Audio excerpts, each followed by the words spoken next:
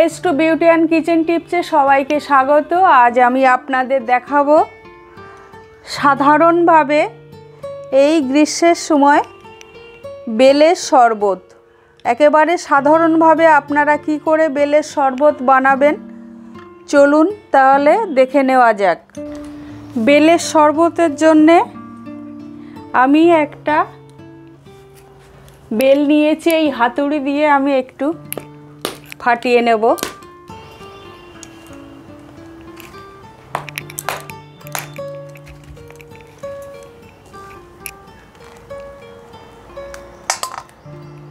এই গরমের সময় বেলের শরবত ভীষণ উপকার।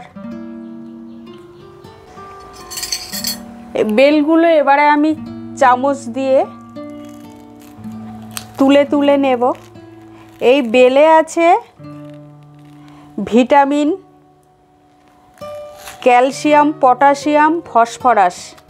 আর আপনারা সবাই জানেন এই বেলের শরবত গ্রীষ্মকালে শরীর ঠান্ডা করে। আর এই বেল খেলে পেটের মল পরিষ্কার হয়ে বেরিয়ে যায়, এটা আপনারা সবাই জানেন। যথেষ্ট শরীর ঠান্ডা করে এই বেলের শরবত থেকে।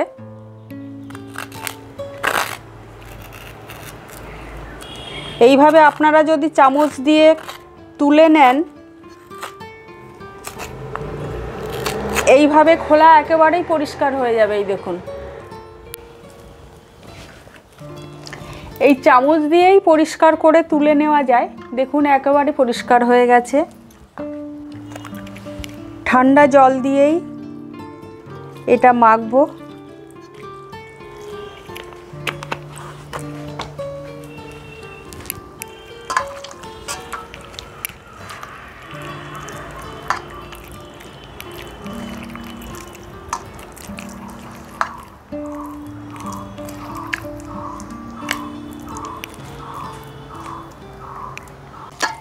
আপনারা আপনাদের পরিমাণ মতো জল দেবেন।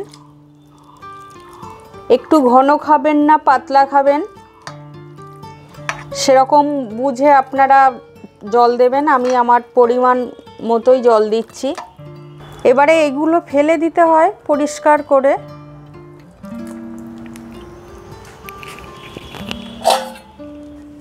আপনারা হাত দিয়ে যতটা পারবেন ফেলে দেবেন।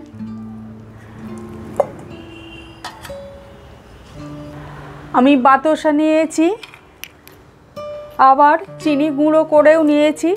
আপনারা চাইলে যে কোনো একটা চিনি বা বাতাসা দিতে পারেন। এবারে আমি এইখানে একটু গুঁড়ো করে নিচ্ছি কিছু বাতাসা।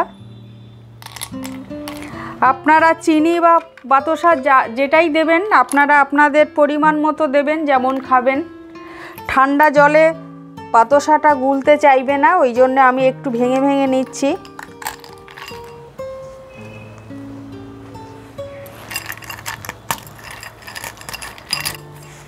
দেখুন বাতাসাগুলো মোটামুটি আমার গুঁড়ো করা হয়ে গেছে। এবার এইগুলো দিয়ে দেব। আমি আমার পরিমাণ মতো দিলাম। এই হাফ চামচ বিট লবণ দিলাম আমি। এই শরবতে অবশ্যই বিট লবণ দিতে হয়, তাহলে শরবতের টেস্টটা ভালো হয়।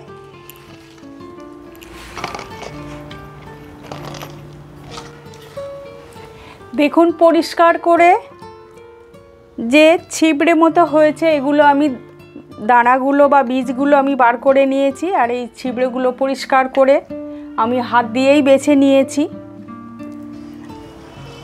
বাতাসাটা আর বিট লবণটা আমার দেওয়া হয়ে গেছে। একেবারে সাধারণভাবে এই বেলের শরবত আপনারা বাড়িতে করতে পারেন। আমি একেবারে সাধারণভাবেই করছি। ছেঁকে নেব।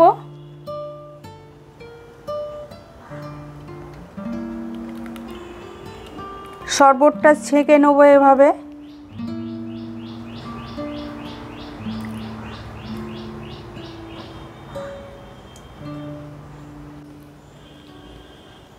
এগুলো বেল আপনারা চাইলে এগুলো রাখতে পারেন। আবার যারা একেবারে ফ্রেশভাবে খাবেন তারা এইভাবে ছাঁকা দিয়ে ছেঁকে নিতে পারেন।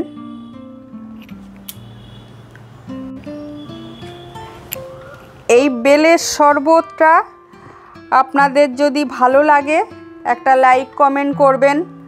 আর যারা নতুন আছেন এভাবেই বাড়িতে সবাই আপনারা বেলের শরবত বানিয়ে খাবেন। আর যারা নতুন আছেন আমার চ্যানেলটা সাবস্ক্রাইব করবেন, তাদের কাছে অনুরোধ রইল। আপনারা যখন সার্ভ করবেন এভাবে কাঁচের গ্লাসে দিয়ে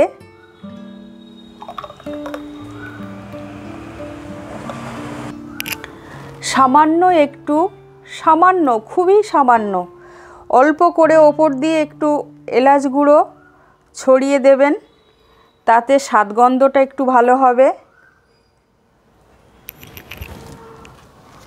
আর একটু বিট লবণ ছড়িয়ে দেবেন।